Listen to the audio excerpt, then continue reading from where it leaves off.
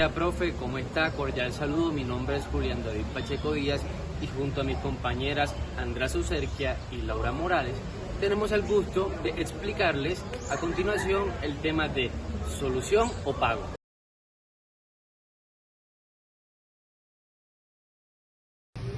Solución o pago en efectivo.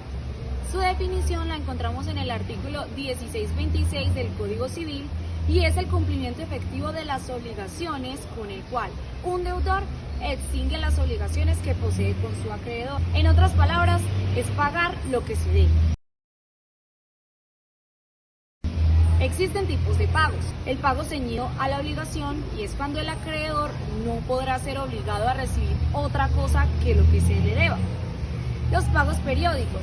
Aquí el pago de 3 periodos determinados y consecutivos hará presumir los pagos de los anteriores periodos siempre que hayan debido efectuarse entre los mismos acreedor y deudor. Y los gastos ocasionados por el pago serán de cuenta del deudor sin perjuicio de lo estipulado y de lo que el juez ordenare acerca de las costas judiciales. El pago puede llevarse a cabo por terceros. Dependiendo de quien pague la deuda, se tendrán en cuenta dos casos distintos. Por un lado, encontramos el pago sin consentimiento del deudor, por el otro, pago contra la voluntad del deudor. En el pago sin consentimiento del deudor, el que paga no tendrá acción sino para que éste le reembolse lo pagado.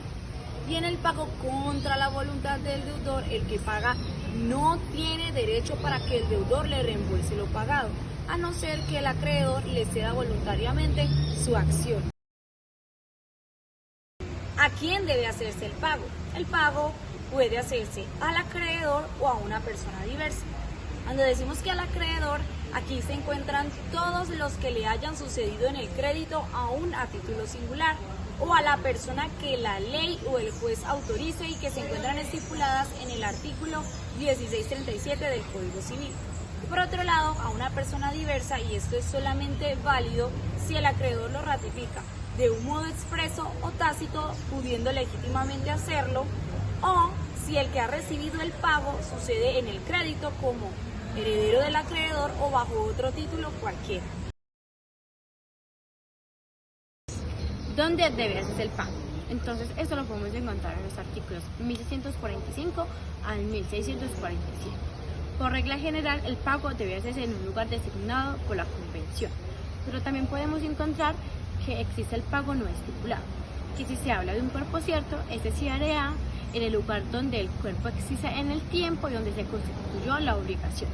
Pero si no se trata de un cuerpo cierto, sino de otra cosa, el pago se hará en el domicilio del deudor.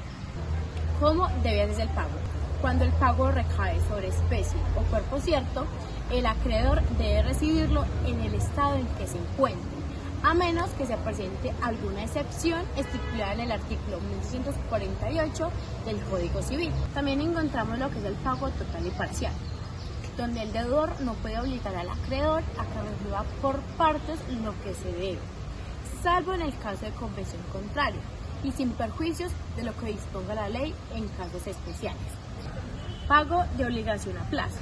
Se entenderá dividido el pago en partes iguales, a menos que en el contrato se haya determinado la parte o cuota que haya de pagarse a cada plazo.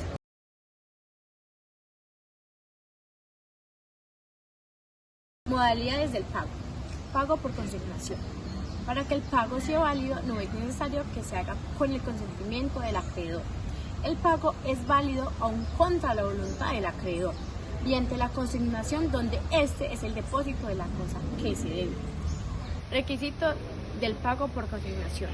El pago debe ser precedido por la oferta y para que ésta sea válida debe cumplir con lo estipulado en el artículo 1658 del Código Civil. Efectos del pago por consignación.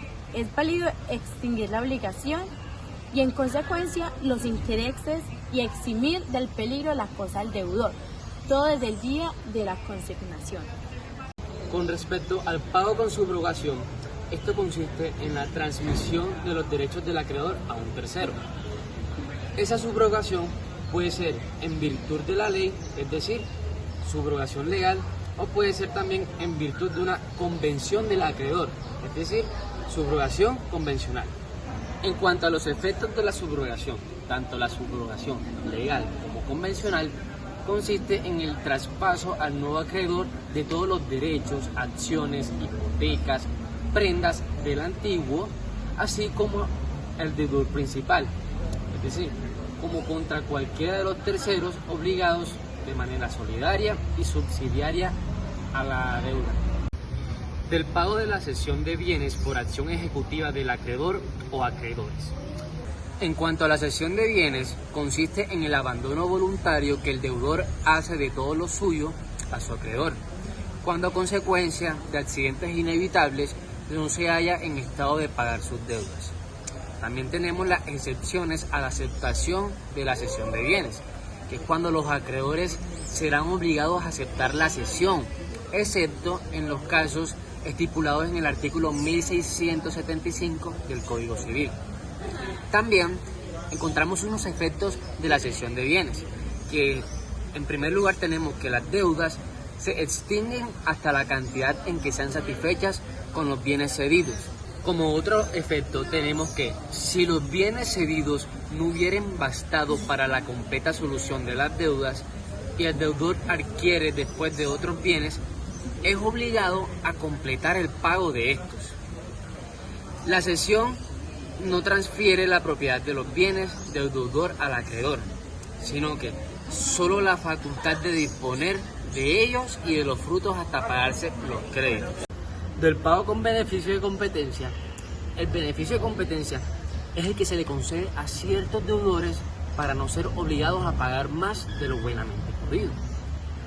Los casos en que el acreedor está obligado a conceder el beneficio de competencia son los siguientes.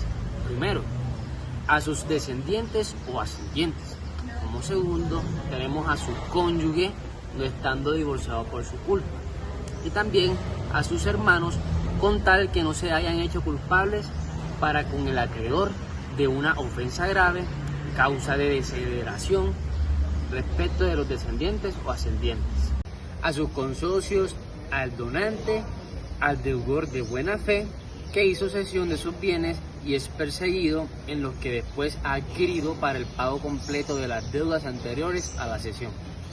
Nulidad del pago. El pago hecho al acreedor es nulo en los siguientes casos. Primero, si el acreedor no tiene la administración de sus bienes. Segundo, si por el juez se ha embargado la deuda o mandado a retener el pago. Y tercero, si se paga al deudor insolvente en fraude de los acreedores a cuyo favor se ha abierto concurso.